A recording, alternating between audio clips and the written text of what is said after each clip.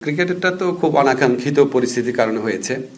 এখানে আপনারা লক্ষ্য করেছেন, আমরা একজন ক্রিকেটার মুস্তাফিজের অবমাননা হয়েছে দেখে পুরা বাংলাদেশ রুখে দাঁড়িয়েছি।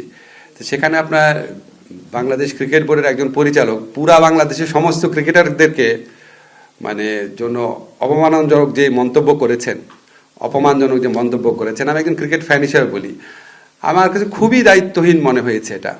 আমাদের এখন গ্লোবালি এই মেসেজ দেওয়া প্রয়োজন, আমরা সবাই ঐক্যবদ্ধ একটা জাতি। RFL gas stove hassle free auto ignition নিশ্চিত করে ঝামেলাহীন রান্না। আরএফএল গ্যাস স্টোভ নিরাপদ ও ঝামেলাহীন। ক্রিকেট বোর্ড, ক্রিকেটার, ক্রিকেট আমোদী, আমরা সবাই ঐক্যবদ্ধ একটা জাতি। আমরা দেশের মর্যাদার প্রশ্নে ঐক্যবদ্ধ রয়েছি। তো এরকম একটা সময় একটা দায়িত্বশীল পদে থেকে সমস্ত ক্রিকেটারদেরকে অপমান করে কথাবার্তা বলা, এটা কিভাবে একজন মানে এটা কিভাবে সম্ভব হলো আমি বুঝতে পারছি না আর কি। খুব দুঃখজনক, খুবই দুঃখজনক। যাই হোক, এটা ক্রিকেট বোর্ডের ইন্টারনাল ব্যাপার, তারা ব্যবস্থা নেবে। আমিরুল ইসলাম বুলবুল সাহেব জানিয়েছে যে আইসিসির একটা টিম বোধহয় আসছে বাংলাদেশে কথা বলার জন্য। আমরা আমাদের স্ট্যান্ড থেকে সরার কোনো চান্স নাই।